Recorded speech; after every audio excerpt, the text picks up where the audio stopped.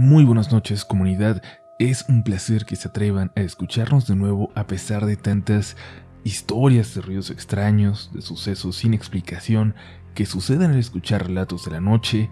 Recuerden, no pasa nada, es seguramente nuestro cerebro jugándonos una mala pasada, así que si nos escuchan con las luces apagadas y notan a una silueta que parece observarles desde el rincón más oscuro de la habitación, recuerden, es solo sugestión, a menos que esta silueta se mueva o que prendan la luz y siga ahí. Pero de eso nos preocuparemos después. Por ahora, es momento de pasar a los siguientes relatos de la noche.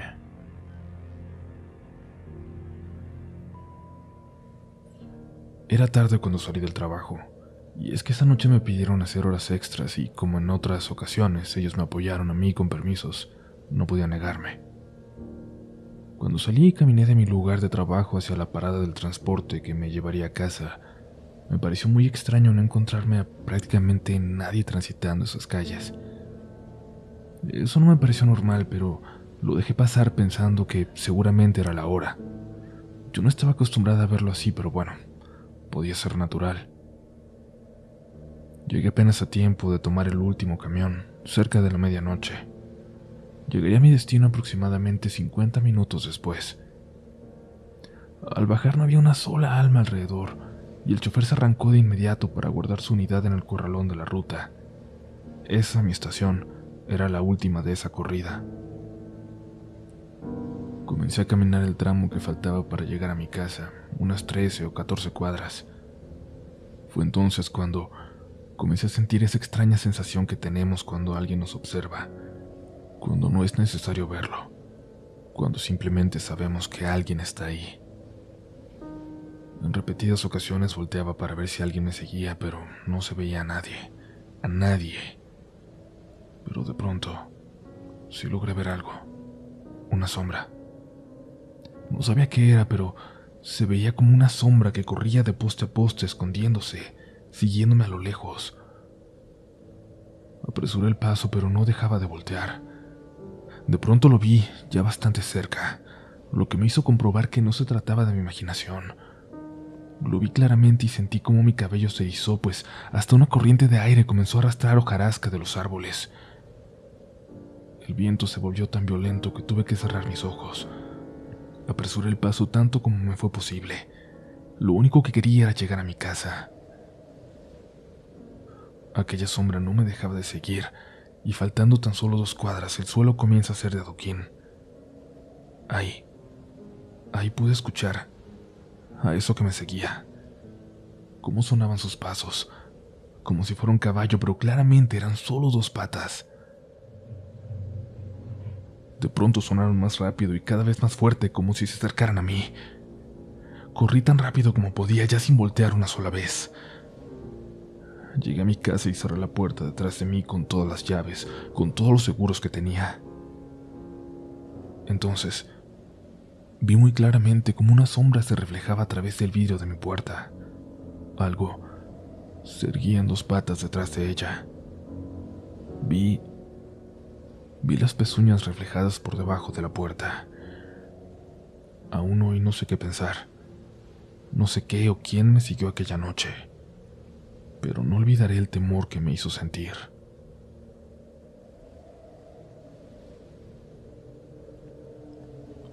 Hola, comunidad RDLN. Hace tiempo ya que he querido compartirles un suceso, pero por alguna extraña razón se me borra o simplemente me saca Facebook. Espero que hoy no me pase lo mismo. Tiene pocos meses que los empecé a escuchar. Realmente no me llamaba mucho la atención cuando me lo recomendaba YouTube, pero en una de esas veces dije, pues, vamos a ver qué tal. Y vaya que me fascinó tanto la forma en que se narra como las anécdotas que imagino que muchos creerán que son inventadas o vistas en películas de terror. Al escuchar e ir poco a poco sintiendo empatía, recordé que en mi infancia tuve algunos sucesos poco creíbles que simplemente quedaron como una memoria confusa, como si me dijera a mí misma que realmente eso no pasó. Les quiero compartir uno que, de verdad, ahora que lo recuerdo me eriza la piel. Yo soy originaria de Tlaxcala. Actualmente tengo 25 años y vivo en Jalapa, Veracruz. Cuando tenía 8 o 9 años nos mudamos de casa a un fraccionamiento donde mi papá, por su trabajo, pudo adquirir una casa en donde actualmente viven mi mamá y mis hermanos. Recuerdo que cuando llegamos los vecinos nos recibieron muy amablemente, en particular uno que vivía al lado de nuestra casa, don Sergio. Él fue un señor muy agradable, amable, respetuoso y solidario. Él nos apoyó incluso por algún tiempo con agua, ya que no teníamos porque no habían realizado la instalación. Organizaba junto a otros vecinos reuniones en donde obsequiaban cosas a los demás en celebraciones como en el Día del Niño, el Día de las Madres y posadas. Recuerdo una vez que mi papá tuvo que salir de la casa por algún tiempo y el señor siempre se mantuvo al pendiente, quizás como cuidando de nosotros. Al pasar el tiempo, don Sergio enfermó. Honestamente, no recuerdo qué enfermedad padecía, pero a causa de ella perdió su visión y parte de su oído. Se la pasaba entonces afuera de su casa, sentado en una banca con su bastón, escuchando música de cha-cha-cha, danzones y de ese tipo. Cuando yo salía a jugar o regresaba de la escuela, siempre lo saludaba. «Buenas tardes, don Sergio», le decía fuerte para que me alcanzara a escuchar. «Buenas tardes, hijita», respondía. A veces no escuchaba y teníamos que acercarnos y gritarle, amablemente claro, y cuando te lograba escuchar te respondía. Antes de seguir, me gustaría ofrecer una disculpa a cualquier familiar de él que escuche y se pueda sentir ofendido, o que piense que la historia es narrada con morbo, pero no es así. Lo estoy contando con todo el respeto del mundo. Solo quiero compartir esta experiencia que nos dejó atónitos. Continuó. Así pasaron varios días hasta que una amiga de la infancia fue a buscarme a mi casa para salir a jugar. Ella iba a visitar a su abuelita que vivía justamente frente a mi casa. Ese día vimos a don Sergio sentado en la banca junto a su puerta, con los ojos cerrados y las manos en su bastón. Lo único raro es que la puerta estaba cerrada, pero dentro se escuchaba su música como siempre. «Buenas tardes, don Sergio», lo saludamos, pero no respondió. «Buenas tardes, don Sergio», repetimos más fuerte, pero parecía que tampoco logró escucharnos. Mi amiga y yo nos quedamos viendo y solo dijimos: «Pobre don Sergio, ahora sí ya no escucha nada». Y nuevamente, y aún más fuerte, acercándonos un poco incluso, le dijimos: «Buenas tardes, don Sergio». Pero de nuevo no respondió. Decidimos no preocuparnos, ya que por su estado sabíamos que a veces no lograba escuchar, y nos fuimos a jugar. No recuerdo muy bien si fue al día siguiente o a los 2 días cuando escuchamos mucho relajo afuera. Empezaron a llegar carros y se escuchaba mucha gente. Como les dije, él vivía al lado de nosotros, así que nos dimos cuenta de que todo provenía de enfrente de su casa. Mi mamá salió para ver qué pasaba y vio gente llorando. Se acercó a preguntarle qué pasaba a una persona que parecía ser su familiar. Le dijo que don Sergio había fallecido. Mi mamá se sorprendió, se impactó. Le preguntó que cuándo, diciéndole que no lo creía porque apenas un día antes lo había visto bien como si nada, tan sereno como siempre, sentado en su banca. La persona le respondió que eso no era posible, porque don Sergio tenía una semana internado en la Ciudad de México. Cuando mi mamá me contó esto, me dieron escalofríos. Le dije que yo lo había visto, que lo habíamos visto mi amiga y yo. Incluso mi mamá y algunos vecinos más lo vieron en su banca, como siempre, y lo saludaron, aunque eso sí, a nadie le respondía. Cuando velaron su cuerpo me acerqué a su ataúd para verlo. Realmente era él, y se veía exactamente como aquel último día que yo lo vi, sereno. Lo cremaron y fuimos a su novenario. Entre rezos, mi hermana menor y una hija de una vecina, ambas de 2 y 3 años, se pusieron a bailar y a reír al lado de donde estaban las cenizas. Esto llamó mucho la atención de una nieta de don Sergio. Les preguntó con quién se reían, con quién jugaban, y las niñas empezaron a señalar a la fotografía de don Sergio, como diciendo que jugaban con él. Dijeron que les estaba diciendo que bailaran y que el señor cantaba. La nieta rompió en llanto y, según recuerdo, En ese momento solo pudimos iniciar una nueva oración. No sé qué pasó realmente ese día. Quizás se fue a despedir de alguna manera de aquellos que convivimos tanto con él. Pasaron varios días para que dejara de sentir escalofríos al pasar frente a su casa. Y es que de alguna manera sentía que él seguía ahí. Ojalá que ahora esté descansando en paz. Don Sergio. Gracias por seguir por aquí. Gracias por seguir escuchando. Nos da mucho gusto que hayas soportado las historias hasta ahora. Recuerda que si aún no formas parte de esta comunidad, la mejor de todo Internet, solo tienes que suscribirte a este espacio para que no te pierdas ni una sola de las historias que tenemos por contar. Continuamos con los relatos de hoy. Esperamos que los estés disfrutando, que los estés viviendo como si te ocurrieran a ti. Seguimos con Relatos de la Noche. Cada que paso por ese bulevar que rodea la ciudad no puedo evitar voltear a ver a las colonias que quedan por debajo. Las luces, las lámparas de sus calles. Son colonias pobres y olvidadas por el gobierno municipal.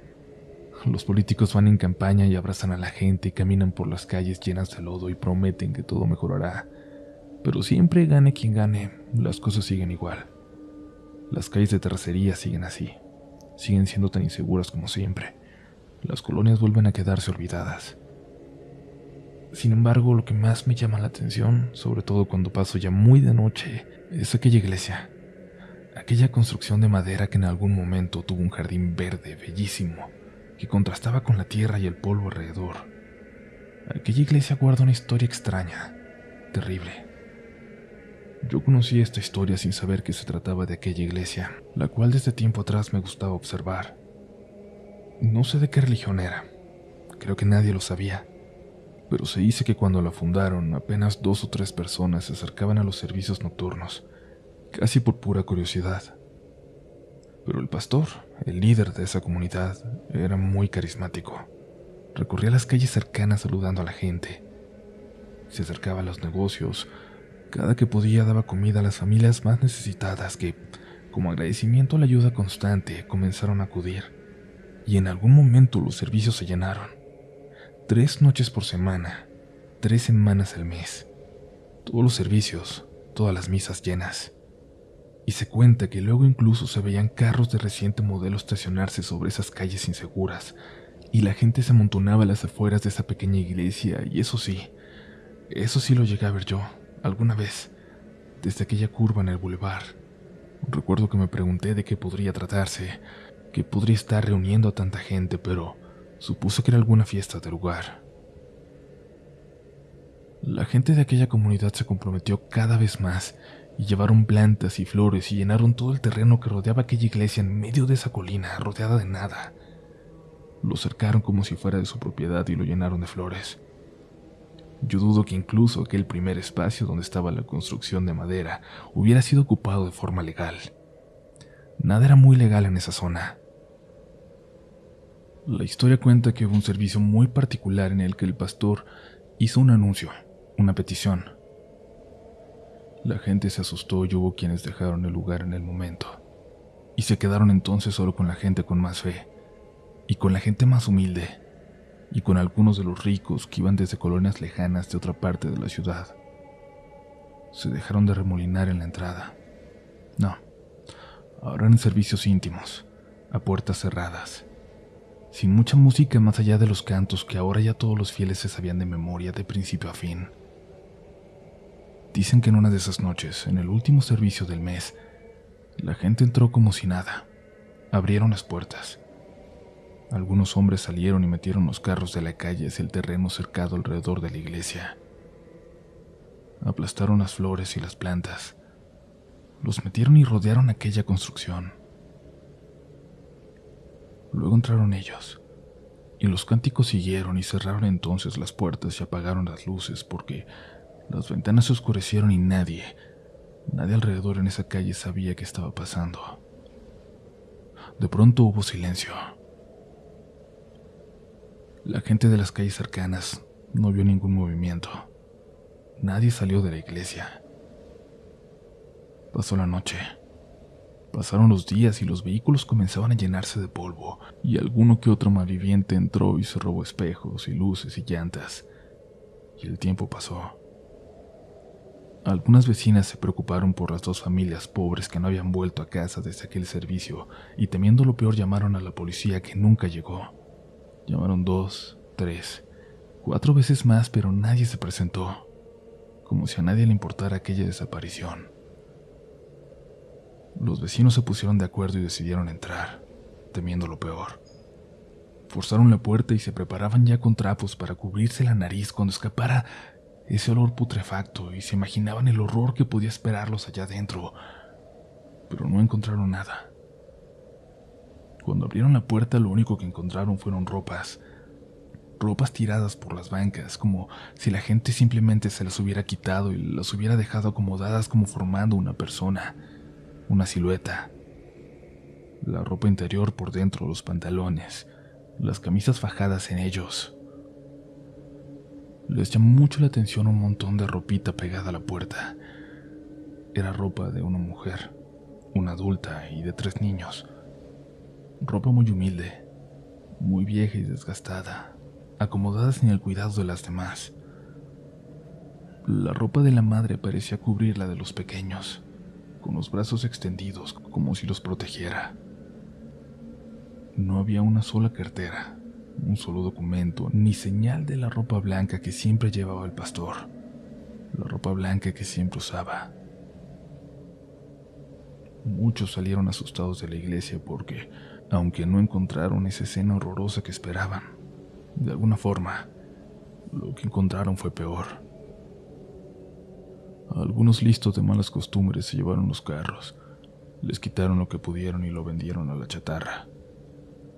Poco a poco se fue cayendo aquel cerco y las plantas y las flores se fueron secando, dando paso de nuevo a la tierra caliente y a las espinas que crecieron de nuevo alrededor, recobrando su espacio. La iglesia sigue tal cual, en pie, y desde que yo sé esta historia, no puedo dejar de verla, nunca, al pasar por ese bulevar que rodea la ciudad y se asoma a las colonias más pobres.